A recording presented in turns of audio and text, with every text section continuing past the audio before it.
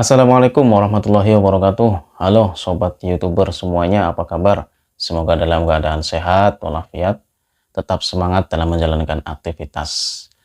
Baik, di video kali ini adalah video keempat saya ya, yang akan saya share di video channel kelas YouTuber pemula. Oke, pada video kali ini saya ingin share pengalaman kepada teman-teman semuanya terkait bagaimana sih menge-share video YouTube kita ke beberapa akun media sosial seperti misalkan WhatsApp ya, atau di Facebook atau lainnya. Sering kan kita membuat video, kemudian video itu kita share kepada grup-grup WhatsApp. Saya sendiri ya, pengalaman pribadi saya sendiri, itu saya seringkali melihat menge-share video saya itu di channel di media sosial WhatsApp. Saya sering sekali. Kenapa? Karena saya itu kan di channel saya yang sudah dimonetisasi, channel saya yang namanya Ulemuna, itu berisi tentang presentasi kuliah saya. Seperti ya diskusi juga ya, ada FGD, forum diskusi juga. Kebanyakan video-video yang berisi tentang presentasi kuliah saya, misalkan mengajar tentang ulumul Quran, saya share kepada teman-teman kelas mahasiswa ya di grup WhatsApp. Kayak mengajar mata kuliah yang lain, saya juga share di media di WhatsApp grup yang beda juga. Saya sering sekali. Nah, pengalaman saya menge-share video saya di channel di WhatsApp itu ternyata ya ada plus minusnya teman-teman. Ada keuntungannya dan ada kekurangannya ya. Keuntungannya itu ya kita di channel YouTube itu bisa menambahkan jam tayang, jelas ya. Dengan di-share, bayangkan coba saya mengajar 3 kelas misalkan ya. 6 kelas, kadang-kadang 6 kelas. 6 kelas itu katakanlah misalnya dalam satu kelas ada 30-an mahasiswa. Saya mengajar mata kuliah yang saya share presentasi saya, kemudian mahasiswa suruh untuk menonton ya.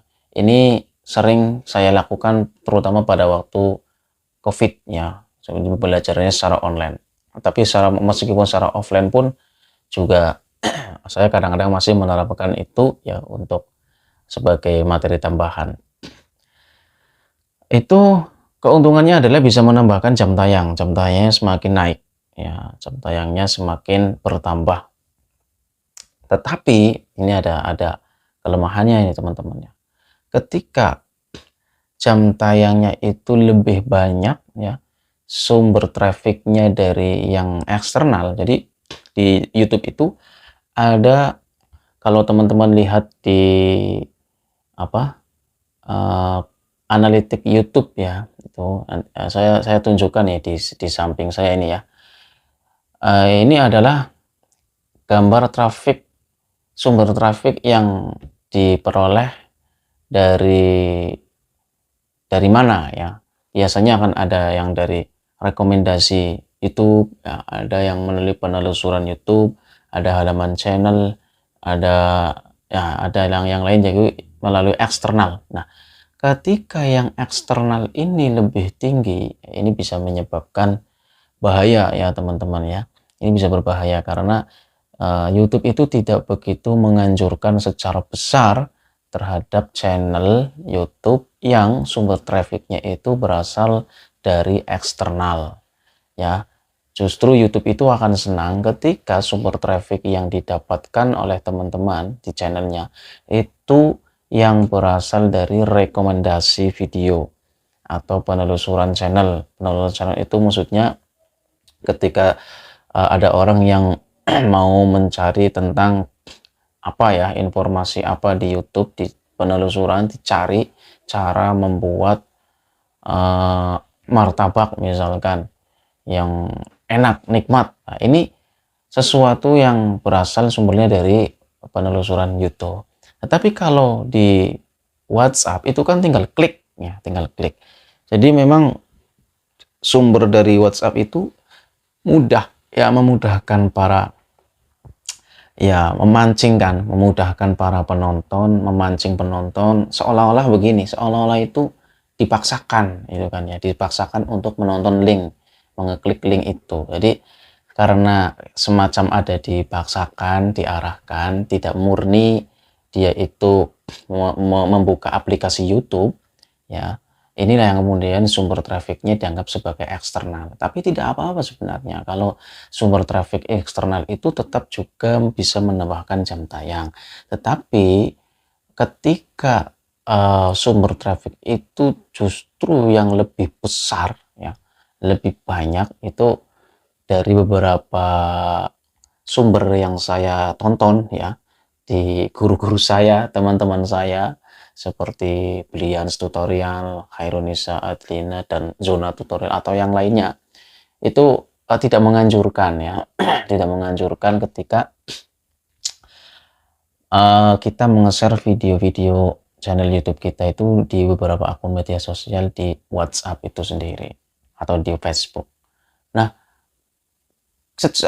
dari teman-teman guru saya ya mengajarkan kepada saya, ternyata dampak secara algoritma YouTube itu juga akan berbahaya ya, akan berbahaya ketika misalkan link kita sudah terlanjur di-share kepada sumber eksternal, misalkan ke WhatsApp atau Facebook ya.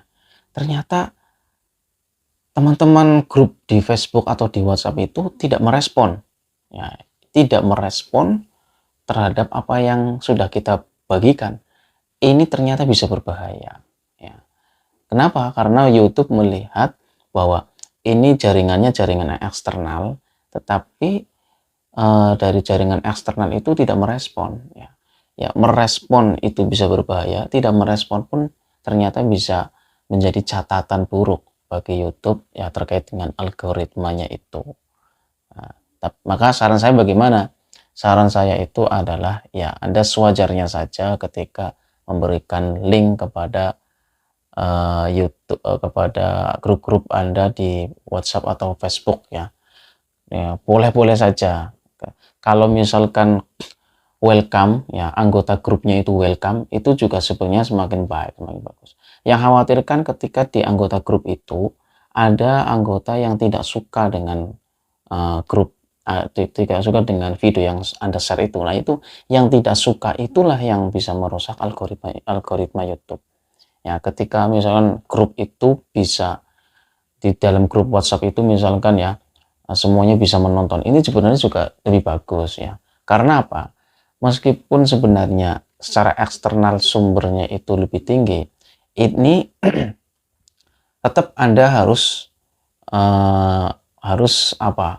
harus berkomitmen supaya sumber selain traffic eksternal ini, selain sumber eksternal ini juga bisa ditingkatkan, seperti dari segi trik-trik tentang bagaimana video itu tetap direkomendasikan oleh YouTube ya, sehingga sumbernya itu secara maksimal bukan didapatkan dari grup-grup WhatsApp atau Facebook. Itu ya pengalaman saya pribadi, teman-teman. Saya terus terang ini sering menyebarkan video saya di WhatsApp, tetapi setelah saya lihat di sumber jam tayangnya, sumber trafiknya itu ternyata dari misalkan 100 mahasiswa saya itu ternyata yang nonton hanya 1, 2, 3 orang saja ya. Itu ternyata tidak begitu menarik, padahal itu sudah saya wajibkan kalau tidak ditonton ya nilainya nanti bisa berkurang. Ini sebagai nilai tambahan, sebagai tugas begitu kan ya,